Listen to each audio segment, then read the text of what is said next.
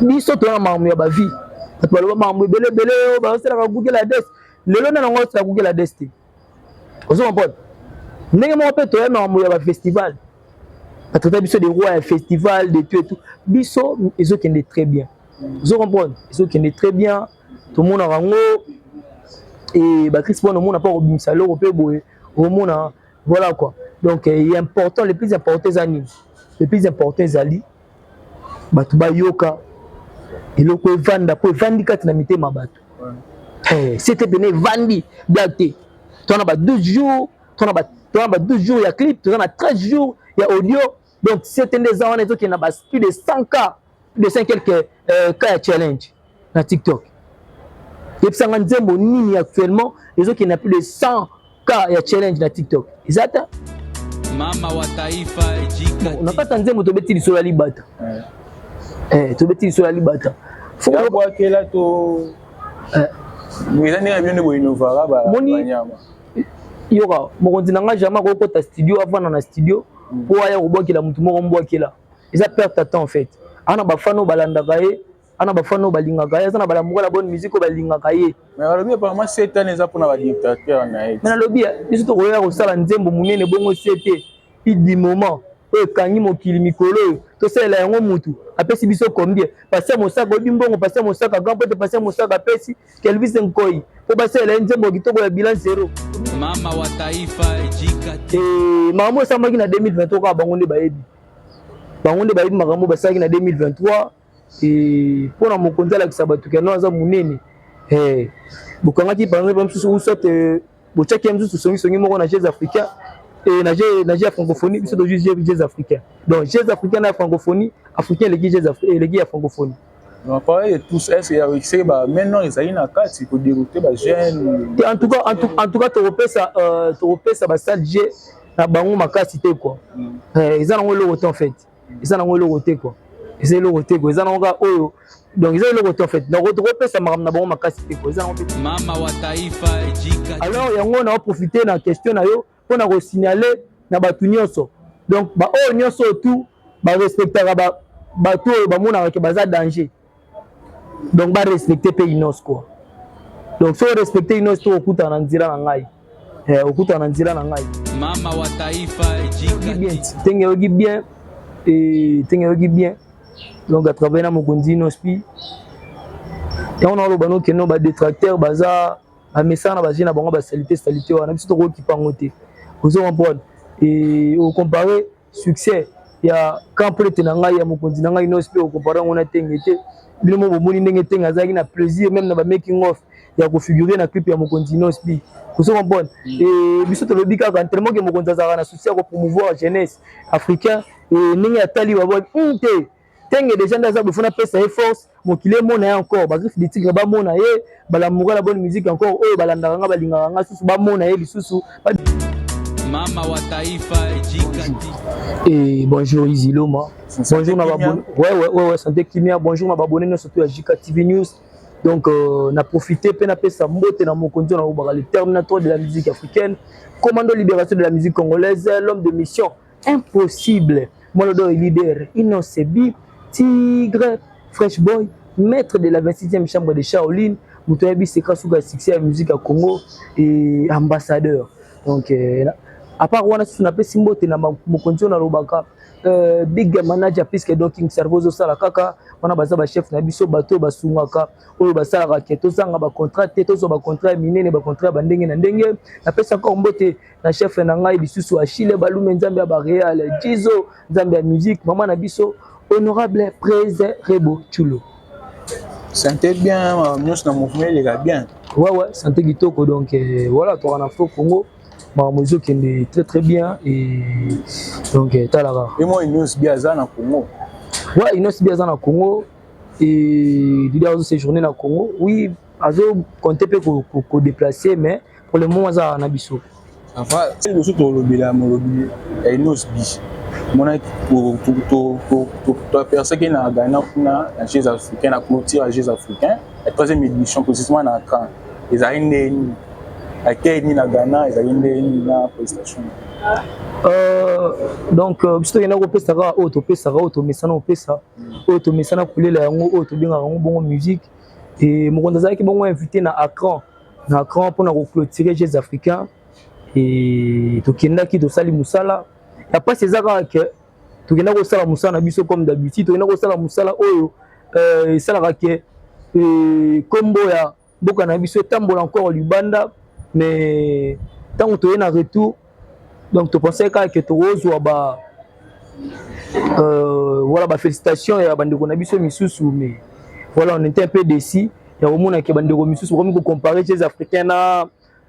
j'ai la francophonie et tout et voilà mais sinon les gars qui n'ont très bien les gars qui très kitoko les gars qui très bien mon konza na ko tomola drapeau Congo et ninga mesana quoi. Apparemment aussi ba félicitations c'est l'idée à la rancune.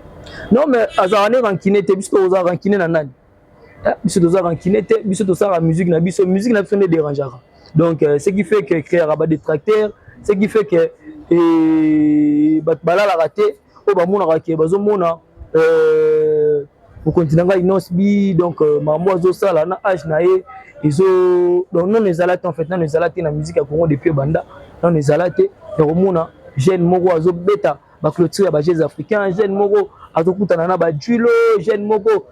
azo ningisa la toile donc Rick Ross azo tanga ba kombo na azo comprendre donc voilà que non les alates yango moni dérangeaka donc on a place oyo to se soutenir on a place oyo to tiana maboko ndenge na lobby encore to se soutenir pour na kotombola drapeau ya Congo bango bayaka pour na rencontrer biso et puis tellement que bango bakana mo ba jemo boya ko mesana ko sala be mission ko détruire mo kontina ngai yango moni nga na lingaka toujours ko ya ko démentir makambo ezo se passer sur la toile na yaka toujours ko démentir yango ça va prendre tout monde que sur na studio na Stone Boy oh hasard artiste ya Ghana kuna ya et le moins il s'est préparé tout le ah mais ouais baza artiste Stone Boy za artiste mo ya munene pe ya Ghana et tant moni ndeko na pe artiste africain et aye donc na mboka na ye donc à profiter pe le ba mon est baza ba professionnel à profiter pe ba enregistrer et le moment pour ningisa Afrique quoi donc pour le bané ça son ya inos bito ya Stone Boy ils a choisi Stone Boy parce que tout ça déjà na projet na biso ça sur le marché pe calcul et tirage Obi Vivendi Sport. Vivendi, ouais, on était invité par Vivendi. Ouais, Vivendi a invité à Bino. Quand même Vivendi, ils ont qui en 2023 organisé la francophonie. Tu comprends, j'ai leader à qui recruter. Tandis que quand même Vivendi a mis à Ghana. Est-ce qu'il y a différence à performance? L'artiste ne peut pas vraiment performer en 2023 que 2024. Tu es invité. Nalobi, biso toke Ghana na Accra ko clôturer les Africains to bimisa na biso le côté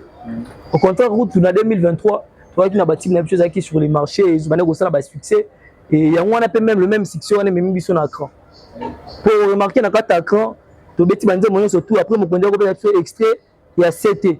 donc to zaki na biso na type na marché té to keneka ko beta na Accra wana kana banze mo na biso wana to beti na banze mo na biso ko zaki wana ba yo pe kaka to beti na banze mo na biso bolandi to beti na banze mo na biso mitusu eza sur le marché awa et ezaki sur le marché avant na 2023 quand yango wana to beteli yango ozomona et makambo esamaki na 2023 ka bango nde bayebi makambo basalaki na 2023 et mpona mokonzi alakisa bato keno aza monene bokangaki par exemple mosusu usote botiaki ya mosusu songisongi moko na Jeux africains et na Jeux ya francophonie biso tozu Jeux africains donc Jeux africains na francophonie africain eleki ya francophonie.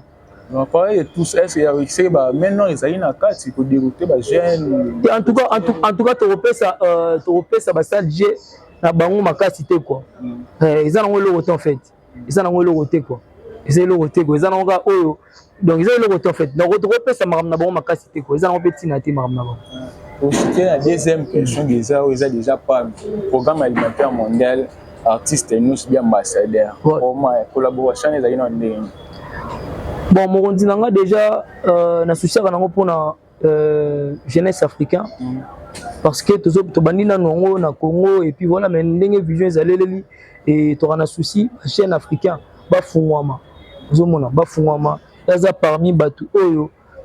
bazo bundana pona ba jeune africain ba fungwama azo bundana pona ba jeune ba rêver encore plus grand azo bundana pona ba jeune oyo bazangi ya kolia oyo baza na problème d'éducation oyo makambo ebele quoi donc ya bundanaka mpona yango déjà depuis et na bitumbu azalaki nango na ye na fondation na IF et puis PAM donc programme alimentaire mondial nde ya kotala bon na bakritère oyo nalukaka mpo moto akoma ambassadeur ya PAM et inoso azorepresente yango donc nde ya kotala bon aya kopropose mokonzi akoma ambassadeur ya PAM po biso tobanda yango déjà kala na IF na IF déjà tozalaka wana mpona kosoutenir badéplacé de guerre tozalaka wana totonga déjà bacité umoja et tosukaka wana te chaque semaine bandeko na biso ya fondation IF ya IF ya UNSB Foundation bazalaka wana mpona kosunga bandeko wana ya cité umoja na kolia na komela na kotikela bango badon dernièrement kutu chérie event et akenda kosala fourrage kuna donc asali fourrage kuna donc babiloko wana tomesana nango déjà apparemment alobi asalaka na Goma kuna privilège kaka esika uta kuna ikaza komatracien yango asala plus badon kuna nalobi na bato batiaka baprofil na bango Goma is killing baza bato ya Goma pe te tellement que baza congolais baza bacongolais Goma eza place oyo na kati ya nzoto na biso oyo ezosala pasi makasi soki mosapi ezosala pasi yo okipe kolesa nano monoko to kowela nano bisika mosapi ezosala pasi mosapi ezosala pasi na Goma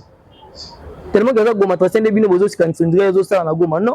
Goma eza place oyo ezosala pasi na mosapi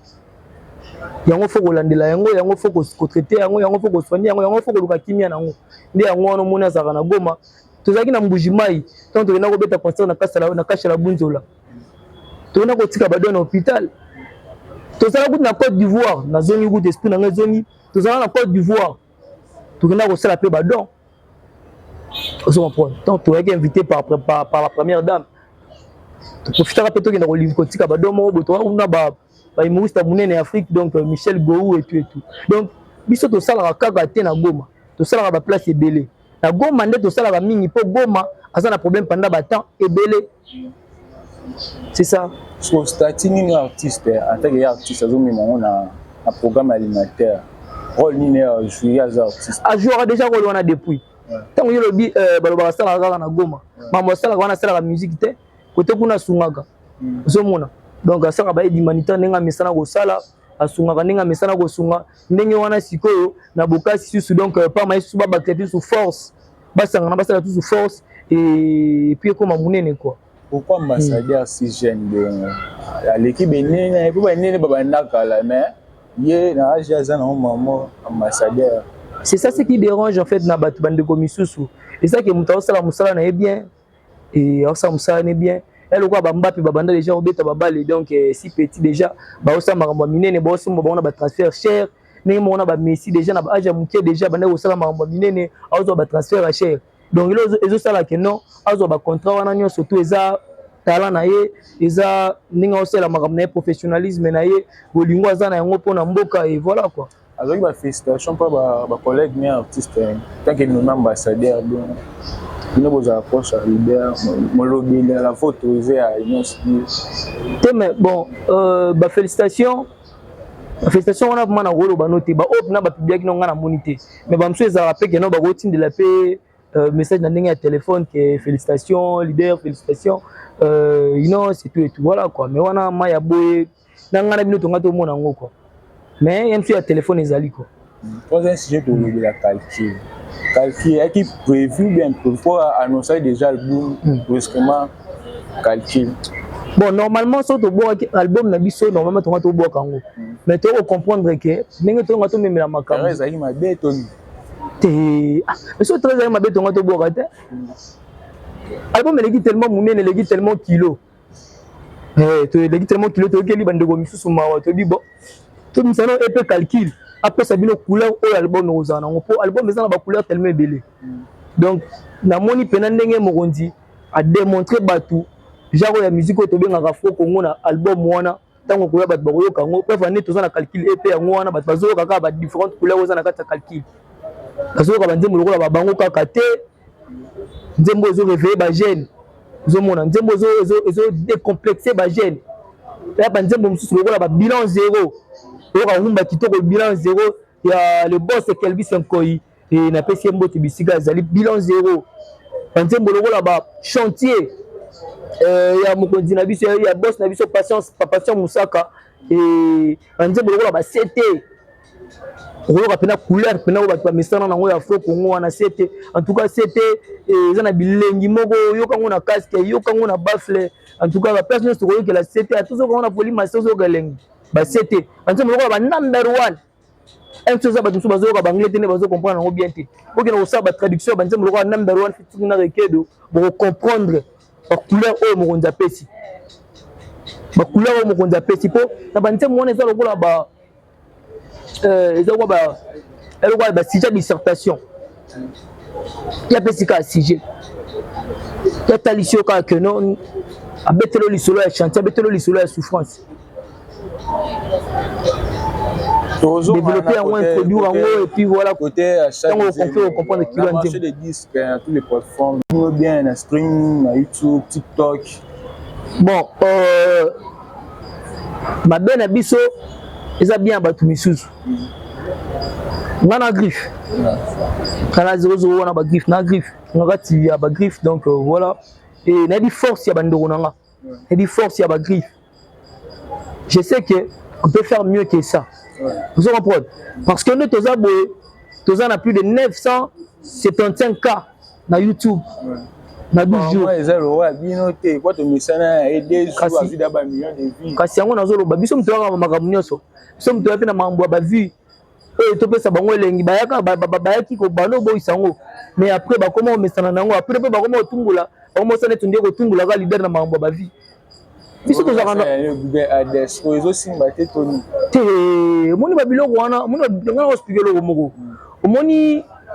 bato fo so musu amoni émission moko boye baosapprendre na leader na ngai ki ye Inosbi zonga kaka na bémission ya leader na ngai ya kala directement tu retrouver ba réponse na kata bémission wana kala ya bémission basali sika biso tona mamu ya ba vie bato baloba mamu ebele baosalaka Google Adresse lelo na nango osala Google Adresse te ozo comprendre ndenge moko mpe toya mamu ya ba festival batata biso des rois ya festival de tout et tout biso ezokende très bien vous comprenez ils qui est très bien tout le monde a rango et bah Chris bon au monde a pas au salon européen boy au monde voilà quoi donc il est important les plus importants les plus importants ali bah tu ba yoka et le ko vanda ko vandi kat na mité mabato c'était bené vandi blaté tu en as 12 jours tu en as 12 jours il y a clip tu en as 13 jours il y a audio donc c'était des ans qui n'a pas plus de 100K de 5 quelques cas challenge na TikTok. Et puis ça rend nzembo nini actuellement les autres qui n'a plus de 100 cas challenge na TikTok. Exact? Vous comprenez? Mais on a juste par rapport à la griffe na biso force la griffe na biso bazana yango, tu dis que ba ça mieux que ça. Ba ko pesa biso ba nombre de vies plus que autres zana yango. Ba ko pesa biso ba nombre ya auditeurs plus que autres zana yango. Vous comprenez? Ba ko streamer plus que autres ne ba streamer. Vous comprenez? Donc tu es force ya ba griffe et voilà quoi yango to sengana bango encore bala muka pour ce total banzembo misusu et ba challenge nango zo sala nettement malili asa nettement malili wana na oloba na eza bien pour na batu misusu eza bien pour na batu misusu bo malili na biso na to oloba na eza bien ba 10 000 et quelques est-ce que eza bien pour na batu misusu donc yango to oloba na biso na oloba na bandeko nanga que ba ko sala mieux que ça na mieux que ça ba ko sala wana ba matisa encore façon ya consommer et puis na bango ya kitoko mokonzi apesi bango ba consommer yango et ba sala ba challenge encore banzembo lokola bango kaka te banzembo réveiller ba jeune wana faut que sala yango ba challenge to sala makambo na biso misusu na ba vie oyo ezolekela biso donc mokonzi alobi yango eloko mokonzi ami lokwa prophète na kata banzembo na eko to décortiquer mona voilà moi ya bonne musique on a déjà c'était déjà bimi bango kaka te bilan zéro non mais wana retard de banks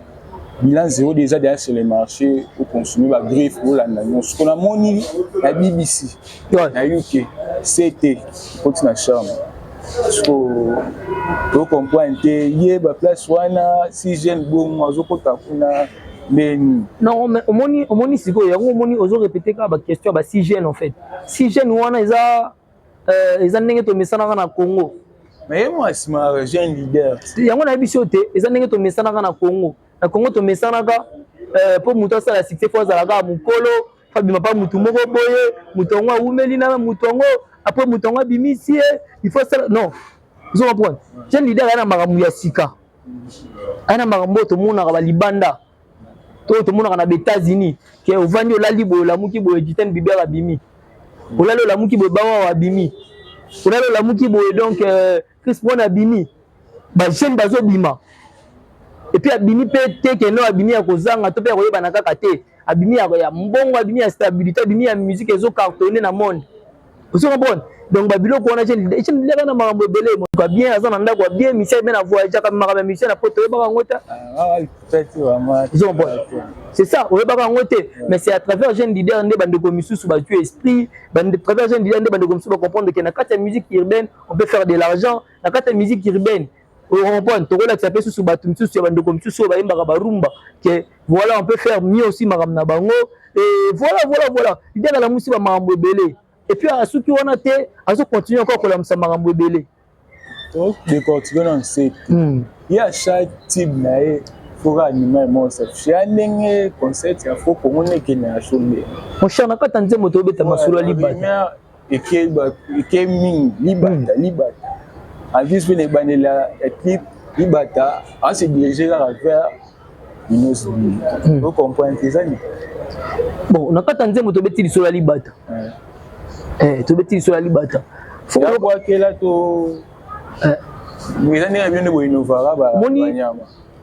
Yoka mo kontinanga jamais ko kota studio avant na studio pour aller ko bokela mutu mo mbokela. Ils a perdre ta temps en fait. Ana ba fano balanda kaye, ana ba fano balinga kaye, ana bala mukola bonne musique ko balinga kaye. Mais alors bien apparemment 7 ans les pour na ba dictateur na et. Mais na lobi, biso to koya ko sala nzembo munene bongo c'était il dit moment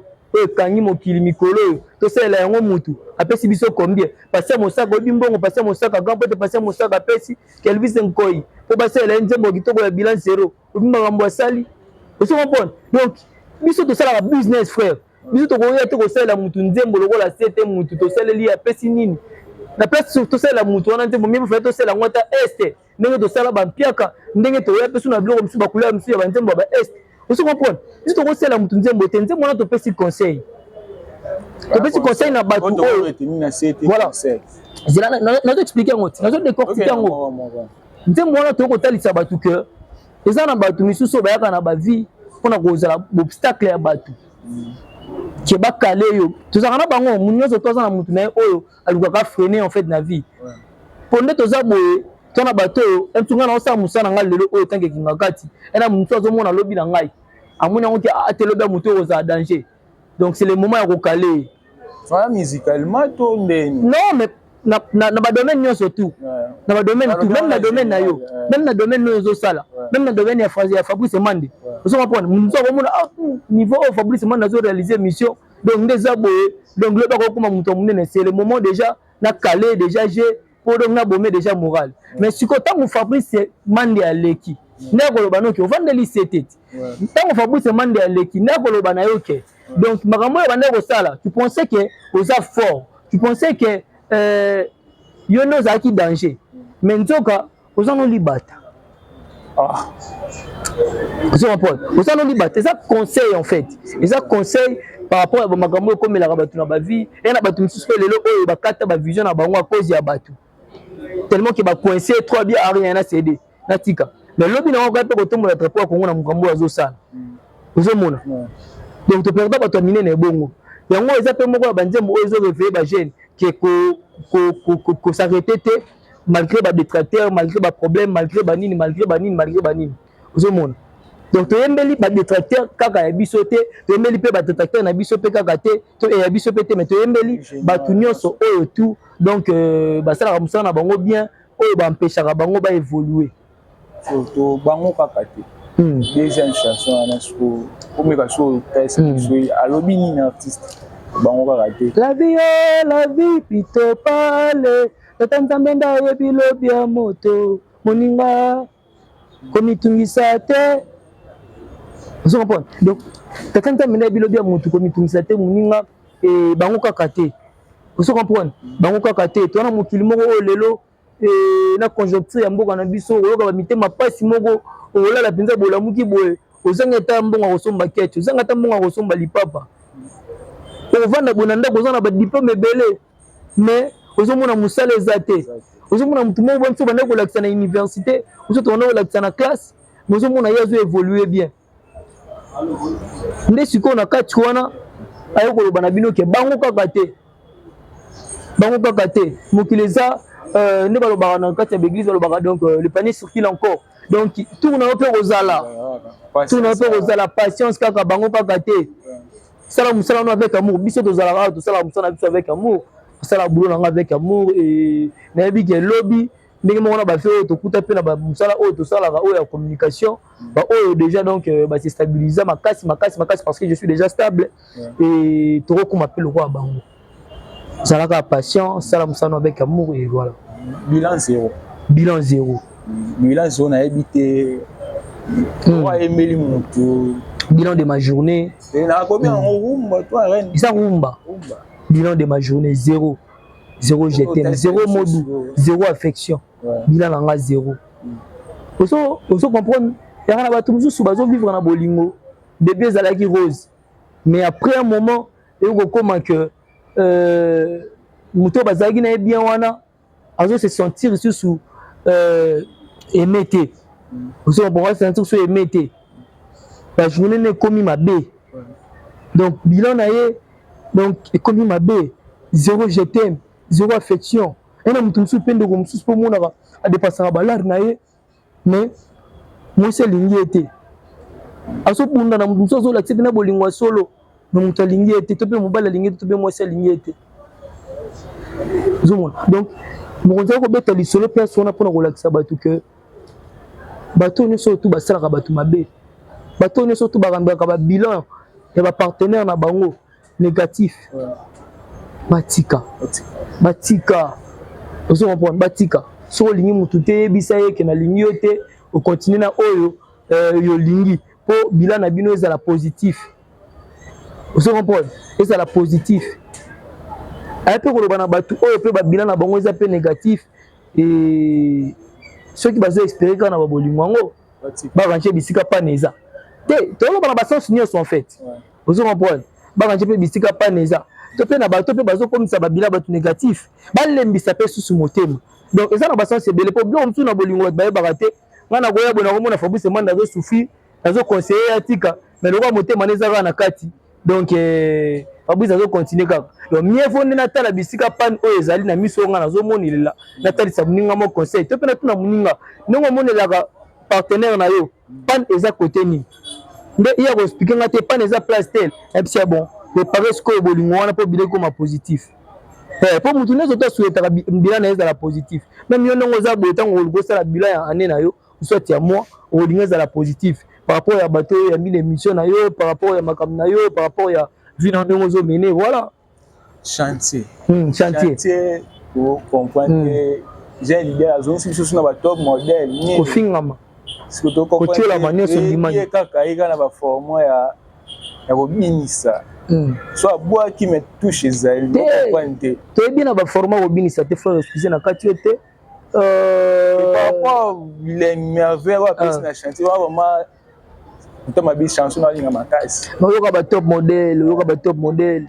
vous comprenez malgré que dernière chance ezalaki bagenre moko te mais batop modèle dernière chance bachou vous comprenez donc mamotali bolingo mokonzi na ngai mbaka bolingo mbaka pena mpe bolingo donc kitoko makasi na chantier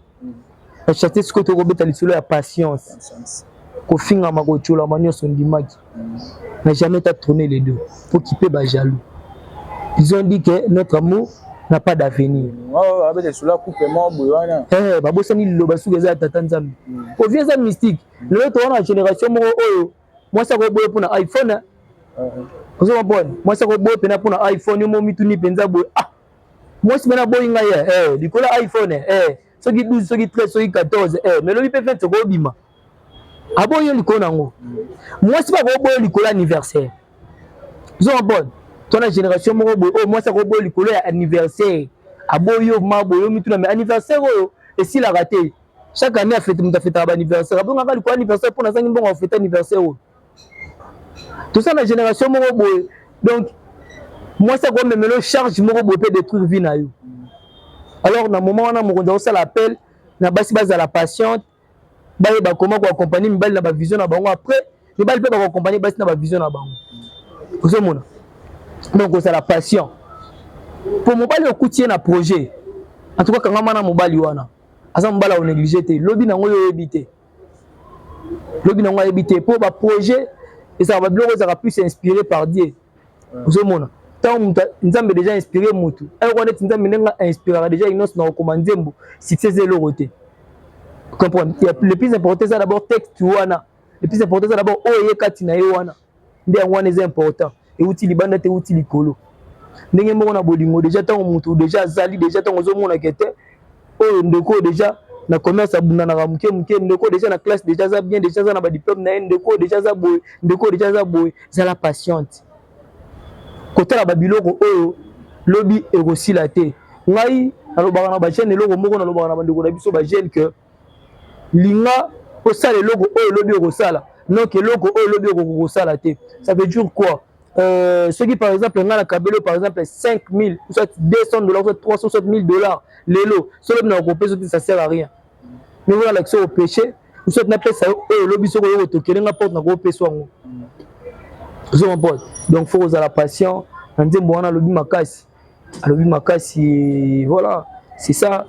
quoi number one to bitu masolo bolingo en tout cas c'était et peut calculer ça bolingo na mona number one ya jizo tenda alambia ngo lo jizo za maestro jizo travayaga jizo za maestro jizo sala busani bien to ko na touch wana signature ya lona ya Afrobeat pi wana na c'est jizo za maestro en fait ba que maestro pas pour rien c'est parce que ça la boulot est bien c'est parce que voilà et à la page et number one is on a requête de banks de mokito en tout cas ba bazo comprendre number one te bokende bokende au sala ba traduction bo comprendre ba parole za na kata number one nzembo wana eza nzembo moko kitoko na osenga encore na ba griffe to comme encore plus actif donc voilà na ba bien na biso o tozo mona bien te eza bien ya batu misusu to le ba bongo pourquoi parce que na bi pouvoir et puissance ya ba frère na biso ba griffe ya ba sœur na biso ba griffe ya bi makasi na biso ndenge ezalelaka ya bi qu'on peut faire mieux que ça toza déjà na ba nzembo lokola ba chanter na ba 143K donc to mata encore lisusu to mata nzembo bango kaka te na ba 88K sur YouTube ba bilan 0 na ba 90K ba number 1 na ba 83K donc to ko sala mieux que ça frère to ko sala mieux que ça ma sœur et to continuer à consommer ba nzembo na biso toza na épée calcul maramoze belé quoi ba c'est fou des belé to continuer à consommer ba nzembo to la kisa mo konti bolingo wana oya Alexis biso pour sali projet oya kitoko apesi biso na bolingo azala na pona biso ba fan na ye pona biso ba griffe na ye donc biso peut toujours tirer en retour bolingo wana so promotion ni bogo e bisa ba griffe ba en place stratégie voilà alors ça promotion na bongo ya EP déjà dans le marché des disques promotion ni bogo e bisa ba griffe yo mo lobeli na bongo promotion ça base à la plus actif azala déjà actif on bala la rater bazala déjà actif donc ba comme encore plus actif balamuka basala encore donc ba challenge ba arrêter na ba challenge parce que na banzembo miso eza wana su ya kitoko ba challenge eza na moi c'est to zala wana na ba challenge to ke no streamer to ke no ko encore sous na ba YouTube to la mtala sous moi makambo encore sala vraiment bien ba griffe et c'est ça quoi c'est ça balamuka na yebike ba ko ça mieux que ça na ibande onanga ba bande onanga na ibango au continue la polémique Abimisa qui vendredi si je me trompe pas le 29 et puis naï mais Abimisa qui est monté ouais t'as déjà là qui n'a sur le marché puis bande ko belé ba Abimisa même ça là moi rivaliser quand on monte quand bon on se peut pas bandi ba carrière bon autant en comboté mais musique est bon en tout cas et donc concurrence moro loyale to tie babilo na biso na marché et ba fan nde ba yebindeni ba yambeli yango ba balamuka la bonne musique ba yebindeni ba yambeli yango ba yebindeni mamozo sala et na pesi pe mbote na héritier Watanabe et puis ba bonne chance na chemin de la gloire na album na ye ba fan ba yebindeni na balamuka la bonne musique ba yebindeni ba yambi donc biso tozo kende déjà na CT donc plus de 100 000 challenge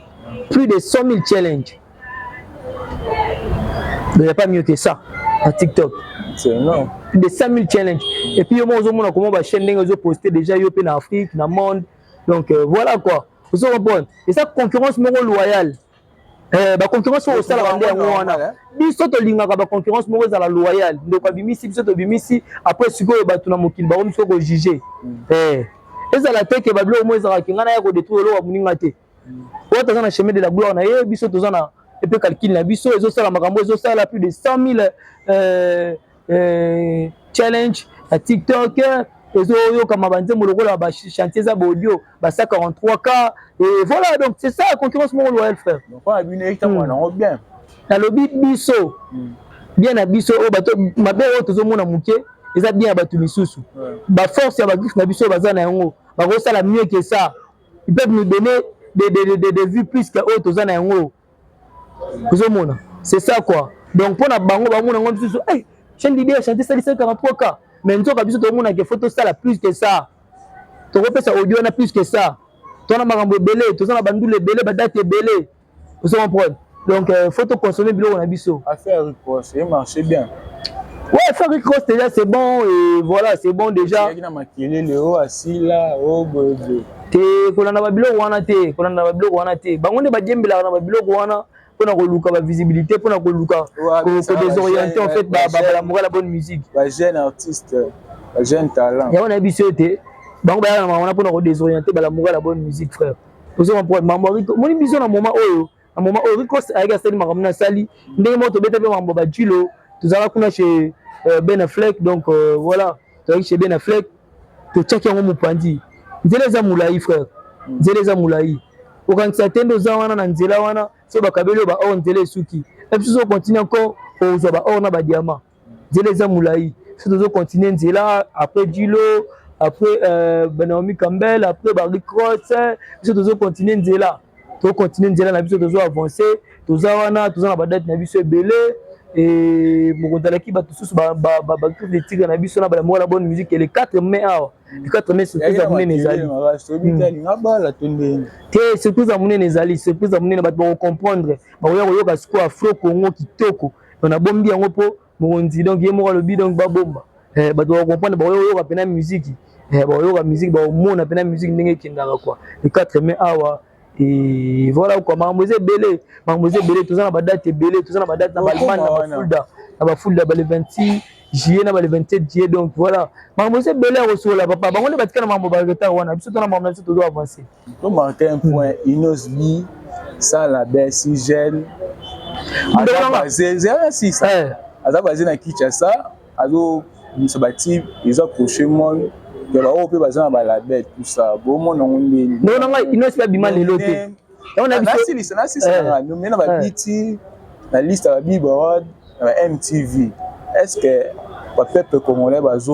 se rend compte pas dans l'agenda maléfique? On a dit ça, il ne se fait pas les lotés. Moi, je suis il y a 2 ans, 3 ans. Vous avez quand tu parles de 10 ans, il y a 10 ans de carrière, on a plus de 12 ans de succès. Vous avez il y a succès. Raisonner sur le début, on a un peu sous. Même si on va avoir un kit, même si on va avoir un bébé pour l'hôtel à mon continent, dans la compétition.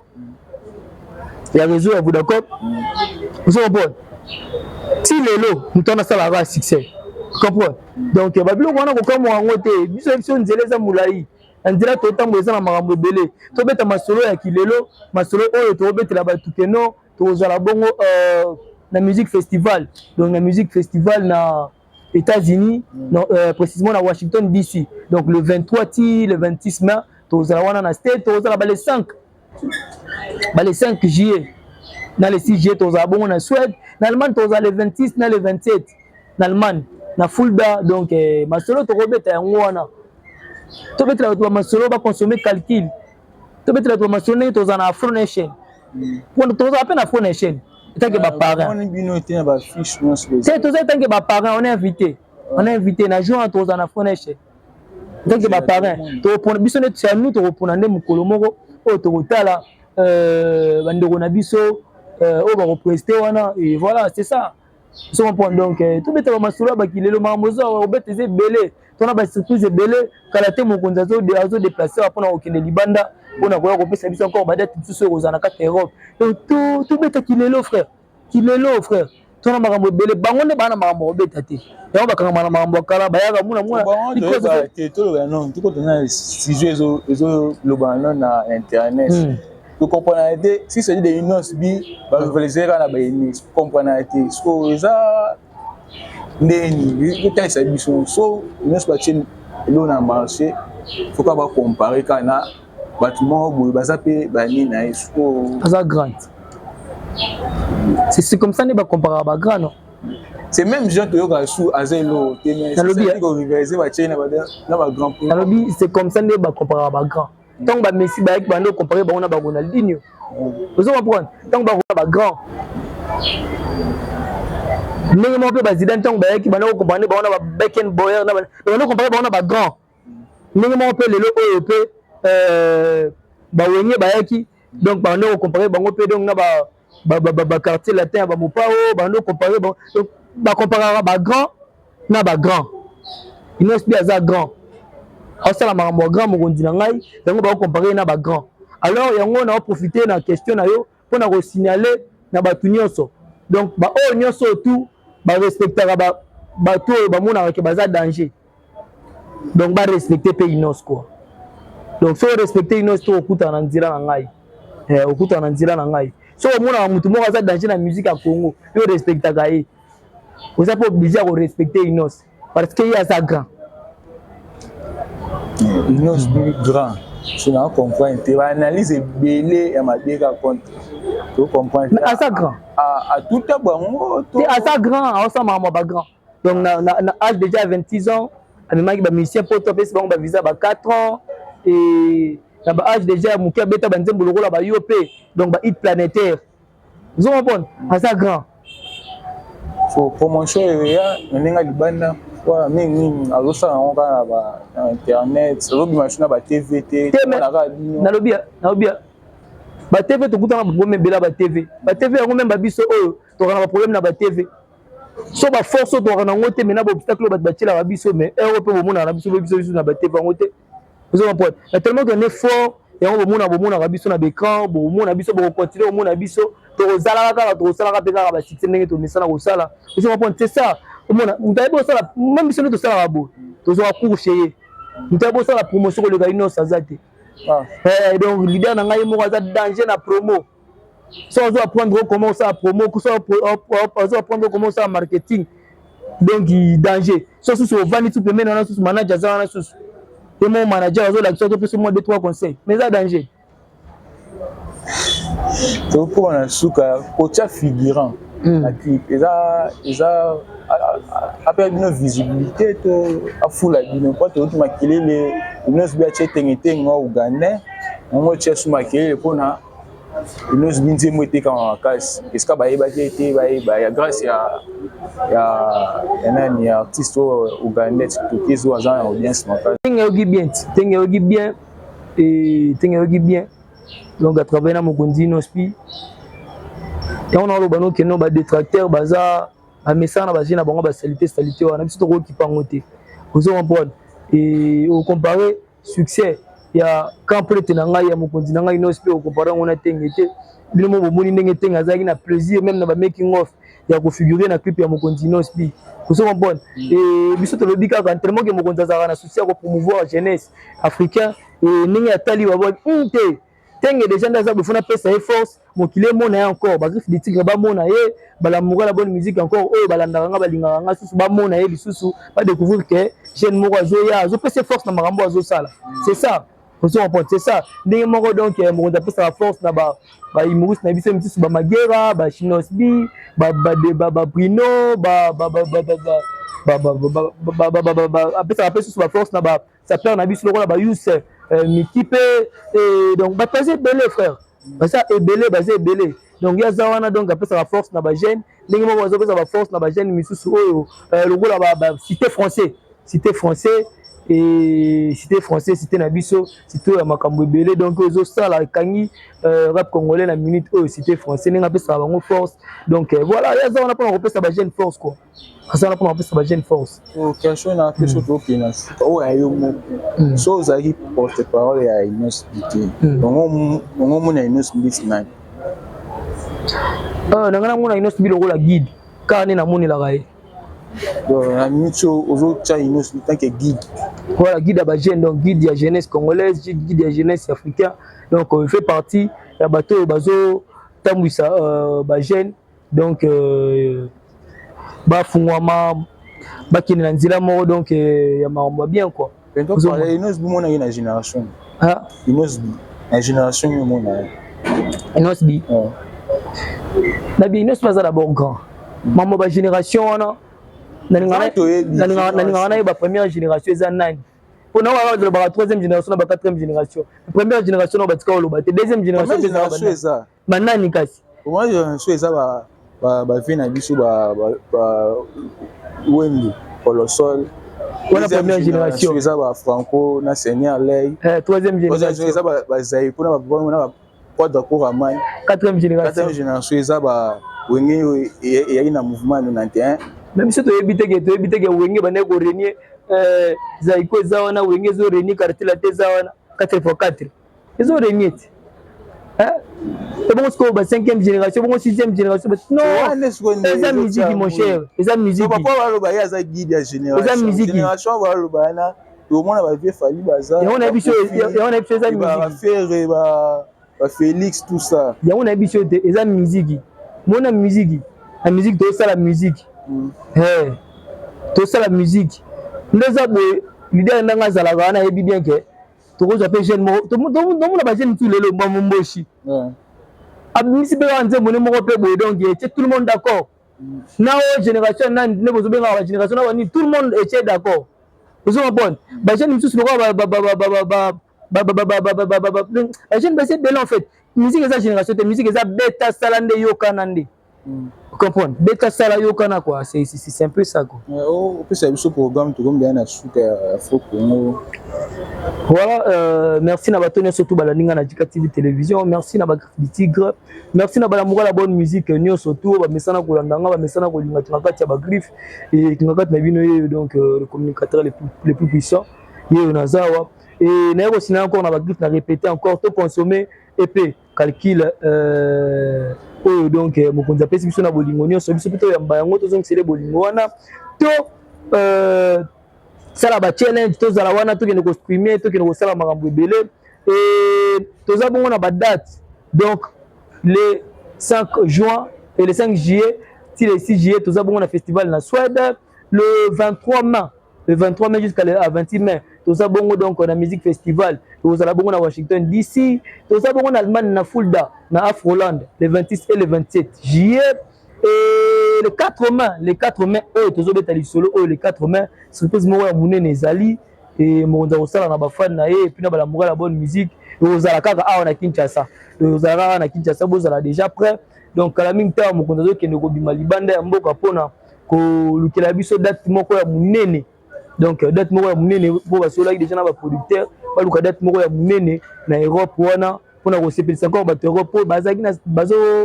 na manque na ye donc bazalaki na manque na ye ntango apesaki bango makambo na la Madeleine susi wana esilaki te e posa wana esilaki te nde basengi encore apesa bango susu date ya munene susu na Europe akopesa biso après voyage na ye wana ya Europe à part wana lisusu donc makambo eza susu ya minene quoi na profiter encore na pesa merci na bato nyonso to basungaka ngai Christelle Elaka la diva lisungi prod ozwa bilamba ya bien olata kitoko ya basi bana mikolo et Christelle Elaka la diva lisungi prod donc voilà ozwa bilamba ya kitoko ya poto donc quand je dis poto et beau consommer donc afro EP calcul d'abord qui sont monsieur Albert Kokoloma maître Albert Kokoloma ou à ce livre kitoko divorce donc na combo divorce c'est déjà disponible et ça on a na même link bo kende bo retrouver en partout livre divorce na pesi mbote na Rodney image bato nyonso tout baza na Europe o ba lingi donc événement na bongo za inoubliable donc ba fête ba mariage série YouTube, retrait de deuil. Donc, Rodney Image, la perfection n'existe pas. Vous contactez Rodney Image, retour à l'autonadio. Quoi, il m'a filmé à Yesu, au sein de bien, donc, na fait Nabino, et na fait Simbote, na Jano Bina, nous cadrons à Kitoko, Moni Oyo, tout ça, bon, on a les prophètes, Popo Kabaka, Popo Kabaka, Kasavubu, na Likolo, on a les prophètes, 4 Kitoko, ya Kimi, à Rovanda, Baro déranger, Otoko, Pepe Kitoko, les prophètes, et voilà quoi. Na fait Simbote, donc, na Pichen, voilà, Pichen. Azam tamarambu belé mona kana na sisi émission bo mona robeta nga batu yali nga mingi kapela yali nga mingi olia ngulu donc vena nga piche na pesi mbote bisiga zali et na pesi mbote donc na den design goma ta partie goma na maboko monsieur Camille na pesi mbote na chamoka lala et maître na biso Afro Congo na pesi mbote donc